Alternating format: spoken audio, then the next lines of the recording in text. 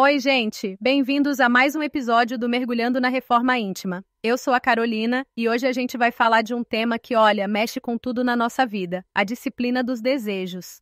Oi, pessoal, eu sou o Felipe e confesso que quando comecei a estudar esse capítulo da Hermance foi tipo, sabe quando você percebe que tem uma força invisível guiando cada escolha, cada pensamento, cada sentimento? Pois é, esse tal de desejo. Felipe, quando a gente fala em desejo, o que você acha que vem na cabeça da maioria das pessoas? Carol, normalmente a galera pensa em coisa ruim, né? Tipo desejos da carne, vencer os desejos, sempre com aquela carga meio pesada, quase um vilão interno. Exatamente. E aí a Hermance chega e vira tudo de cabeça para baixo. Ela fala que o desejo não é o vilão, é o motor da nossa vida. É tipo, o motor do carro, sem ele nada anda. E ela ainda traz aquela sequência clássica, né? Desejando, sentes, sentindo, mentalizas, mentalizando, ages. Ou seja, o desejo vem antes de tudo, até do pensamento.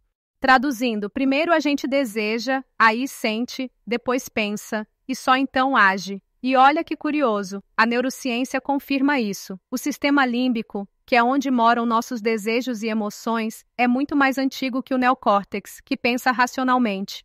Ou seja, a gente deseja antes de pensar. Por isso que às vezes faz uma coisa e depois fica, por que eu fiz isso? Carol, bora contar aquela história do Pedro? Acho que todo mundo vai se enxergar um pouco nela. Vamos, o Pedro tem 42 anos, é executivo, e o desejo central dele é segurança. Super comum, né? Quem não quer se sentir seguro? Só que esse desejo, lá no fundo, gera um sentimento de ansiedade constante sobre dinheiro, aquela preocupação que não larga o osso. E aí, esse sentimento de ansiedade vira pensamento. Nunca vou ter o suficiente, preciso guardar mais. E se der ruim amanhã? Esses pensamentos levam o Pedro a agir. Ele começa a recusar convites para sair, pega 3 empregos, corta pequenos prazeres da família. Com o tempo, isso vira hábito. E o hábito molda o caráter. O Pedro vira aquele cara fechado, desconfiado, que todo mundo chama de pão duro, mas ele acha que é só prudente. E o mais doido é que ele não escolheu ser assim conscientemente. Foi o desejo de segurança, operando no automático, que construiu essa prisão. Gente, para pensar, quantas prisões dessas a gente constrói sem nem perceber. Eu mesma já me peguei numa dessas numa viagem, achando que queria aventura, mas no fundo era só medo de ficar parada demais. Engraçado como o desejo se disfarça, né? Total. E isso mostra como o desejo é esse arquiteto invisível da nossa rotina mental. Ele vai moldando o sentimento, pensamento, ação, hábito e de repente pronto, virou nosso caráter. A Hermance fala que os desejos se manifestam em 4 dimensões. Que tal a gente explorar cada uma rapidinho, Carol? Bora! Primeira, a dimensão biológica. São os desejos do corpo. Fome, sede, sexo, conforto. Não são inferiores, são vitais. Tipo a Beatriz, que sempre que fica ansiosa, ataca o chocolate. O corpo dela aprendeu. Ansiedade, ela precisa de doce. Segunda, psicológica, desejos do ego, aprovação, controle, ser melhor que os outros. O Carlos, professor universitário, é o exemplo. Ele precisa ganhar todos os debates, senão parece que perde a identidade. Terceira dimensão, social. O desejo de pertencer, ser aceito, ter status. A Teresa muda de personalidade conforme o grupo. Com o pessoal do yoga é zen, no trabalho é competitiva. Cansa só de pensar.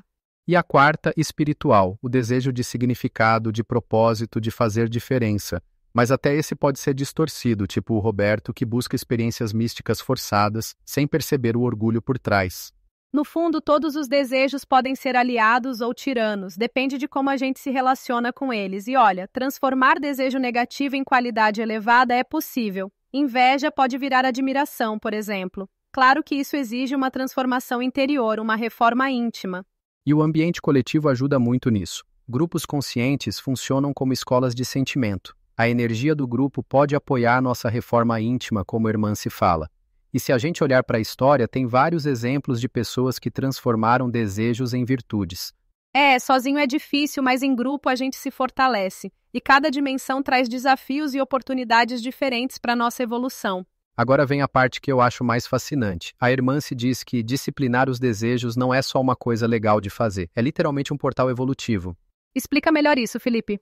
Olha só, do ponto de vista biológico, a gente desenvolveu o córtex pré-frontal, que é a parte do cérebro que regula impulsos. É tipo um upgrade evolutivo. Então, quando você sente vontade de comer um doce, mas escolhe não comer, está usando uma capacidade que nossos ancestrais não tinham. E psicologicamente, é a diferença entre ser um robô dos seus condicionamentos ou ser o autor da sua própria história. Isso é muito poderoso.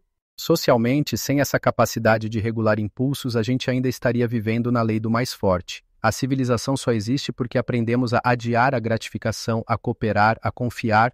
E espiritualmente é a ponte entre instinto e intuição, entre egoísmo e altruísmo. Não é negar nossa natureza, é educar. Como a irmã se diz, contenção é disciplina, aquisição de novas qualidades é educação, disciplina é meio, educação é a grande meta. E é importante, contenção não é repressão, é escolha consciente, com compreensão. E a repetição é o que transforma isso em hábito novo, em crescimento real. Tá, mas como faz isso na prática? Porque falar é fácil, né? A irmã se dá um roteiro bem claro. Primeiro passo, reconhecimento sem julgamento. Olhar para o desejo e dizer, oi, eu te vejo, você existe. Vamos pegar o exemplo da Luciana, que tem compulsão por compras. Primeiro, ela só anotou cada vez que sentia vontade de comprar, sem se julgar, sem tentar parar, só observar. Segundo passo, compreensão. Entender o que você realmente busca. A Luciana percebeu que não queria as coisas em si, mas a sensação de novidade, de renovação. Terceiro passo, e esse é crucial, contenção com compreensão, não com revolta. Irmã se fala. Contenção com revolta vira repressão e neurose. Contenção com compreensão vira vigilância e domínio. É a diferença entre droga, não posso comer isso, que raiva, e ok, entendo que quero comer porque estou ansioso. Vou respirar fundo e fazer outra coisa. E o quarto passo é redirecionar. A Luciana, em vez de comprar, começou a reorganizar os móveis, aprender receitas, explorar trilhas. A energia do desejo continua, mas encontra canais mais saudáveis. E tem uma técnica simples que eu adoro, a técnica da pausa. Quando vier aquele impulso, pare e faça 3 respirações profundas. Pergunte, o que eu realmente estou buscando? E então proceda com escolha consciente, simples e poderoso. E tem uma coisa que a irmã se fala que mudou minha perspectiva total. Ela diz que não é pra gente vencer os desejos, é pra transformar eles. Nossa, então não é guerra, é transformação. E os grupos ajudam muito nisso. Quando a gente está num grupo comprometido com o crescimento, a energia coletiva fortalece. Sozinho é difícil, mas em grupo a gente vai longe. É aquela frase, se quer ir rápido, vá sozinho. Se quer ir longe, vá acompanhado. E os grupos são verdadeiras escolas de novos sentimentos, a convivência, o exemplo, o apoio, tudo isso facilita a disciplina dos desejos e a transformação real. Pessoal, a gente podia ficar horas aqui, mas vamos para o fechamento. Carol, o que mais te marcou nesse capítulo? Olha, o que mais me tocou foi entender que eu não preciso guerrear contra mim mesma. Que meus desejos, mesmo os mais problemáticos, escondem necessidades legítimas que só precisam ser compreendidas e redirecionadas. Para mim foi perceber que cada vez que eu escolho conscientemente, em vez de agir no automático, eu estou literalmente evoluindo. É evolução em tempo real. E vocês, ouvintes, que tal escolher um desejo para observar essa semana? Só observar, sem julgamento, pode ser qualquer coisa. Vontade de checar o celular toda hora, de comer quando está ansioso, de comprar. Lembrando a irmã-se, não é martírio, é metamorfose, não é guerra contra si mesmo, é dança com a própria sombra até que ela se torne luz. Que lindo! É isso, pessoal. Até o próximo episódio e lembrem-se, a reforma íntima não precisa ser um martírio. Pode ser uma aventura de autoconhecimento e amor. E obrigado a todo mundo que nos ouviu até aqui. Até a próxima, gente.